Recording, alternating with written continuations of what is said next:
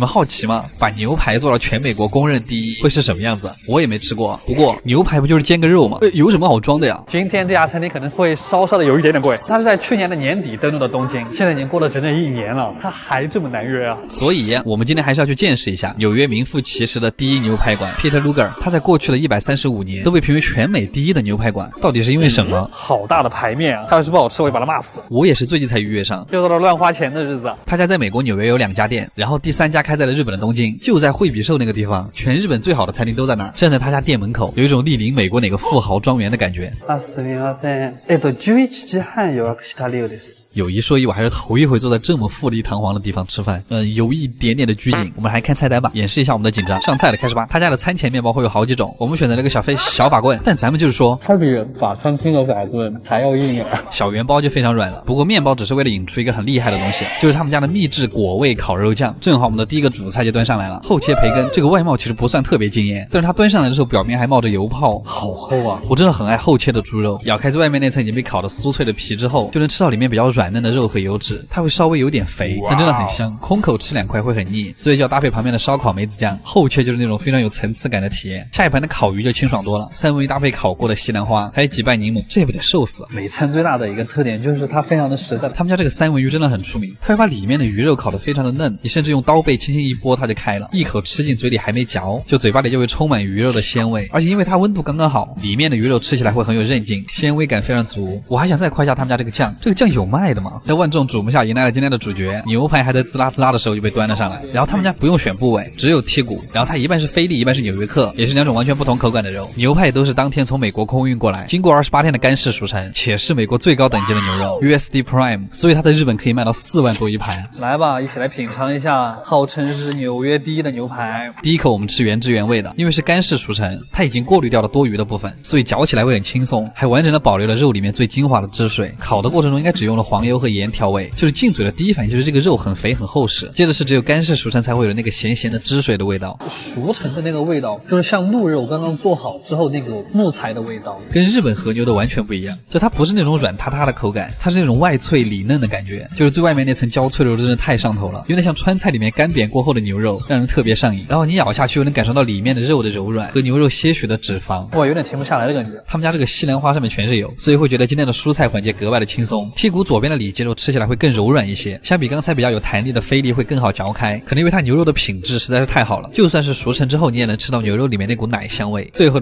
他们家没有甜品，但是会给你2个金币巧克力收尾，他就故意让你有一种做富豪的错觉，但他们不知道这玩意儿在国内10块钱买一大兜。总的来说这家店我非常的满意，店里也很有历史感，有种百老汇老洋房的感觉，所以1分钱1分货，这么有名还是有道理的。阿基推荐指数9.5分，卡玩意儿好贵啊。寿喜烧最早起源于日本的古早年代，但都过了几百年了，它为什么还这么受欢迎？又到了吃寿喜烧的日子。今天我们去的这家店，我自认为了天花板，因为它好像除了贵就没什么缺点了。这个一进店就是一如既往的日式浮夸装修，每桌都是独立包间。我猜来这儿吃饭的人多多少少都有点隐私，阿姨一般会跪在旁边把所有的菜都给你弄好，你啥也不用管，只用管好信用卡的额度就好了。他家的前菜依旧非常的精致，这个好像是山楂豆腐，吃起来酸酸甜甜的，一道滑嫩的饭前甜品。这个冬瓜鳗鱼还挺惊喜的，冬瓜那股淡淡的清甜反而降低了鳗鱼的存在感，在日本算最清淡的前菜了。再来一口苦瓜海葡萄，嘎吱嘎吱的口感。话说南方人都吃过海葡萄吗？为什么我连海葡萄都没有吃过？第2盘前菜是刺身，有章鱼、金枪鱼和鲷鱼啊。今天不是吃寿司就直接跳过吧。然后就开始做寿喜烧了。第1盘是2片 A5 双酱，5200日元一片。他家的特点是每一片肉都会给你搭配不同的配菜，就是一肉多吃，特别讲究。我们的第1片就尝试一下包萝卜泥和豌豆苗吧。它这一片和牛真的太大了，你们知道第一口进去的口感是什么吗？就是一种直冲天灵盖的鲜甜，是那种肉类脂肪独特的甜味，超级的软，因为脂肪分布的特别均匀，入口就特别顺滑，再加上那个酱汁和萝卜泥的甜味，清甜而又收敛的味道。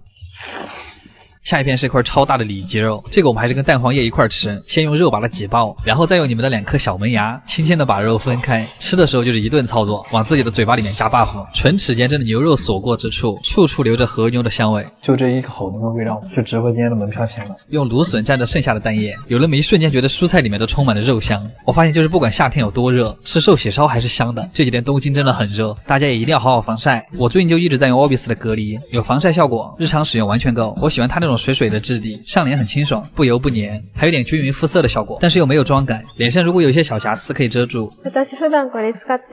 我身边的女性朋友还会搭配他们家的 CP 产品防晒粉饼，说是用粉饼来补防晒，很方便还不容易化妆。好了，我们继续吃菜，接下来是锅里的蔬菜。其实这里面我最喜欢的是茄子，就是茄子这种特别吸汁的东西很适合寿喜烧，所以茄子不管是外面还是里面都特别香。要不然茄子肉末为什么那么下饭？它也要裹满蛋液，这样会更加嫩滑，一口下去满嘴爆甜汁，而且茄子的奶香也很浓，我现在就可以干4碗饭。是夏天的味道。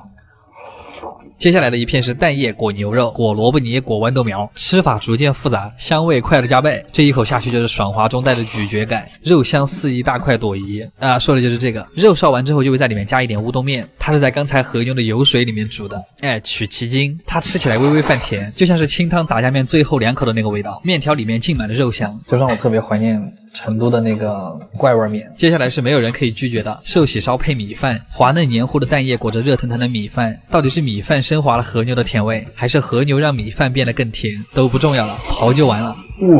这个小火锅就非常像老北京涮羊肉，它这个吃的就是和牛最原本的味道。第一口我们就只卷一点葱，送进嘴里先是葱根的甜味儿，然后再是和牛雪花散开的味道，再来一片芝麻酱寿喜烧。我感觉北方人看到这个画面，嘴巴里面应该有味道了吧？虽然芝麻酱浓郁的香气已经把和牛的味道给盖住了，其实有点像东北麻辣拌，芝麻酱里加白糖，又鲜又甜。芝麻酱真的很爽。整体来说，虽然他们家确实有点贵，但是每一口都有特别好的体验。如果真想吃寿喜烧，选他们家应该没错。服务也特别到位。不过说回来，今天就算出了很多汗吃了寿喜锅，脸也没有花，一点儿也不油，真好。好了，阿基推荐指数9分。嘎玩意儿！今天我们去的这家鳗鱼店有点精神，他家不仅蝉联了2年的百名店，而且还有200多年的历史，平均下来100多年得了一次。不是这样算了，总之跟我们就没什么关系。反正我们今天来这家店是有原因的。据说他们家集结了日本最贵的几种鳗鱼，那是不是真的呢？我也不知道。今天来到的是日本的入谷站，这个地方安静文艺，房子上亿，门口会写今天鳗鱼的产地，还有大将的名字。领进门之后，就开始非常复杂的选鳗鱼的过程。选好鱼之后，我们还得等40分钟。但是，心急吃不了热鳗，开始吧。この刺身みたいなうなぎの3点盛りで1つお願いします。他のなんか単品のおすすめとか。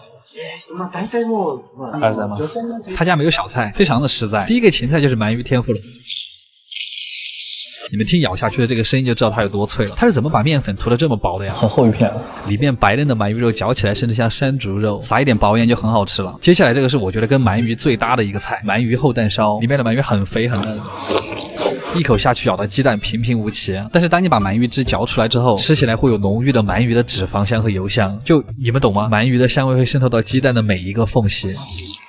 它那个酱会显得鸡蛋特别甜。对了，这家店也是我在一个很有意思的 APP Hobby 上面找到的，里面潮流美食、游戏、电竞什么都有，能发现很多同好圈子，还可以互动集星卡，兑换大牌潮服、潮鞋。我的手表就是在 Hobby 里面免费换的，大家加入我的新社，我们还能发起线下组局，一起聊聊天什么的。点击左下角就可以一起玩啦。好啦，说回鳗鱼，这是鳗鱼西京烧，吃起来感觉就是干煸鳗鱼，它煸的又香又甜。这个是用鳗鱼的肚子肉卷的香菇，鳗鱼香再加上菌类的特殊香气啊。鳗鱼里面的费列罗说的就是这个。白烧鳗鱼其实很多店都有，其实就是最原汁原味的鳗鱼烧。最后一个前菜是黄瓜鳗鱼，2个字形容就是清爽，黄瓜保留了清脆的口感和清甜的味道，正好可以中和鳗鱼的油脂。黄瓜负责给鳗鱼解腻，鳗鱼负责给黄瓜香气，这也就是完美的 CP 啊！最后终于到我们的鳗鱼饭了，我们点的是2种鳗，一种叫幻制鳗鱼，一种是和酱鳗鱼。我们先吃这个幻制鳗，看到这个焦褐感了吗？它的特点是骨头比较多，脂肪也没有那么丰富，但是它不管怎么烤都有非常明显的鳗鱼味，而且能够吃到鱼肉的鲜味感和弹性十足的肉质。用渗到下面的酱汁拌着米饭吃，浓郁又不怎么黏腻。和酱鳗鱼就不一样了，它就是一条肥鱼，它不仅脂肪多，而且外焦里嫩，在嘴巴里面破皮之后爆汁的那个感觉，脂肪就是治愈人的原因。